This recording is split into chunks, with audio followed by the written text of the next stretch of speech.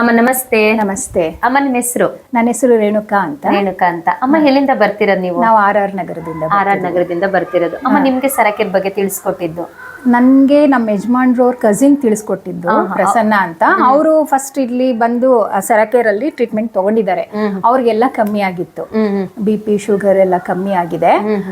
Therapy ಈ ತರ ಅದು ಜೇಡ್ ಮ್ಯಾಟ್ ಅಂತ ಅಂದು ಕೊಡ್ತಾರೆ ಥೆರಪಿ ಅಂತ ಅಂದ್ರು. ಮತ್ತೆ ನೀರಿನ ಬಗ್ಗೆನೂ ಹೇಳಿದ್ರು ಅವರು, ನೀರು ಕೊಡ್ತಾರೆ ಅಲ್ಲಿ, ಆ ನೀರಿಂದನೂ ಅಸಿಡಿಕ್ ಇದೆಲ್ಲ ಕಡಿಮೆ ಆಗುತ್ತೆ, ಗ್ಯಾಸ್ಟ್ರೈಟಿಸ್ ಎಲ್ಲ ಕಮ್ಮಿ ಆಗುತ್ತೆ ಅಂತ ಹೇಳಿದ್ರು.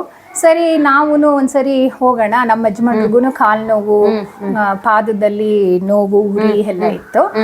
ಇದು ಡ್ರಗ್ಲೆಸ್ ಥೆರಪಿ ಆಗಿದ್ರಿಂದ ನಾವು ಆದಷ್ಟು ಡ್ರಗ್ಲೆಸ್ ಥೆರಪಿಗಳಿಗೆ ಹೋಗ್ತೀವಿ.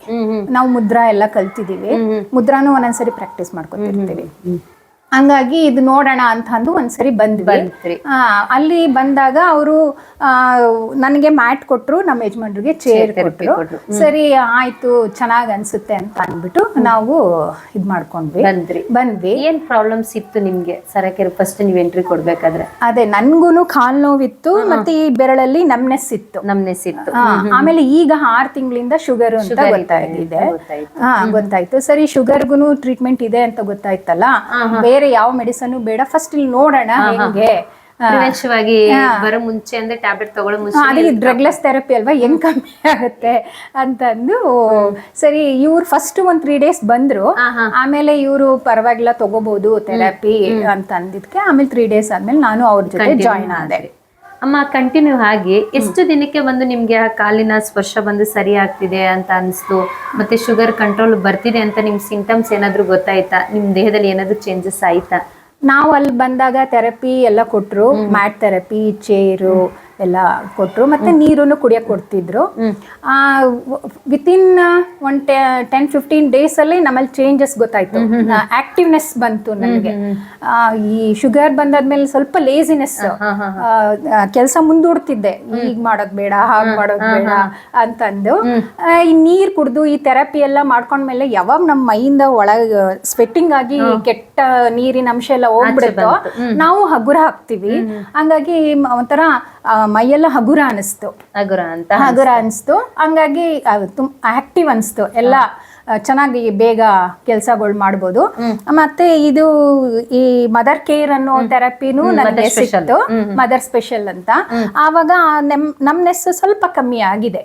ಸ್ವಲ್ಪ ಕಮ್ಮಿ ಆಗಿದೆ. ಮತ್ತೆ ಶುಗರ್ ಲೆವೆಲ್ ನನಗೆ ಕಮ್ಮಿ ಆಗಿದೆ, ಸ್ವಲ್ಪ ಕಮ್ಮಿ ಆಗಿದೆ. ಸುಸ್ತೆಲ್ಲ ಕಮ್ಮಿ ಆಗಿದೆ. ಮೊದ್ಲು ಒಂಥರ ಸುಸ್ತು, ಒಂಥರ ಲೇಸಿನೆಸ್, ಆಕ್ಟಿವ್ ಇರ್ಲಿಲ್ಲ, ಒಂಥರ ಸಿಟ್ಟು ಬರೋದು, ಕೆಲಸ ಆಗ್ತಿಲ್ಲ, ಇನ್ನು ಕೆಲಸ ಆಗ್ತಿಲ್ಲಪ್ಪ, ಇನ್ನು ಇಷ್ಟು ಕೆಲಸ ಇದೆಯಲ್ಲ ಅನ್ನೋಂಗೆ ಒಂಥರ ಕಸಿವಿಸಿ ಹಂಗ ಆಗ್ತಿತ್ತು. ಈಗ ಕಾಮ್ ಆಗಿ ಮಾಡ್ಕೊಂಡು ಹೋಗೋಣ ನಿಧಾನಕ್ಕೆ ಅಂತ ಅನ್ಸಿದೆ. ಅಮ್ಮ ಇವಾಗ ನಿಮ್ಮನೆ ಅದೆಲ್ಲ ನಿಮ್ ಚೇಂಜಸ್ ಆದ್ಮೇಲೆ ಈಗ ನಿಮ್ಮನೆ ಕೂಡ ಜೇಡ್ ಮ್ಯಾಟ್ ನ ಪರ್ಚೇಸ್ ಮಾಡಿದ್ರಿ ಅಲ್ವಾ? ಏನ್ ಕಾರಣಕ್ಕೆ ಮನೆಗೆ ಬೈ ಮಾಡಿದ ಅದನ್ನ? ಯಾಕೆಂದ್ರೆ ನಮ್ಮನೆಯವ್ರಿಗೂ ಕಾಲು ನೋವು ಕಮ್ಮಿ ಆಯ್ತು, ನನ್ಗೂ ಶುಗರ್ ಲೆವೆಲ್ ಕಮ್ಮಿ ಆಯ್ತು, ಮತ್ತೆ ಅಲ್ಲಿ ಕೊಡ್ತಿದ್ದ ನೀರು ಕುಡ್ದು ಅಸಿಡಿಟಿನೂ ನನಗೂ ಕಮ್ಮಿ ಆಗಿದೆ, ಅವ್ರಿಗೂ ಕಮ್ಮಿ ಆಗಿದೆ. ಹಂಗಾಗಿ ಒಂದೊಂದ್ಸರಿ ನಮ್ಗೆ ಅಲ್ಲಿ ಹೋಗಕ್ ಆಗದೆ ಹೋದ್ರು, ಥೆರಪಿ ತಗೊಳಕ್ಕೆ ಆಗದೆ ಹೋದ್ರು ಅಟ್ಲೀಸ್ಟ್ ಮನೇಲಾದ್ರೂ ಮಾಡ್ಕೋಬಹುದು. ಅಂದ್ರೆ 1 ಟೈಮ್ ಥೆರಪಿಗಿಂತ 2 ಟೈಮ್ಸ್ ಥೆರಪಿ ಮಾಡ್ಬೇಕಾದ್ರೆ ಹೆಲ್ತ್ ಚೆನ್ನಾಗಿರುತ್ತೆ ಅಂತ ಬೈ ಮಾಡ್ಕೊಂಡ್ರಿ.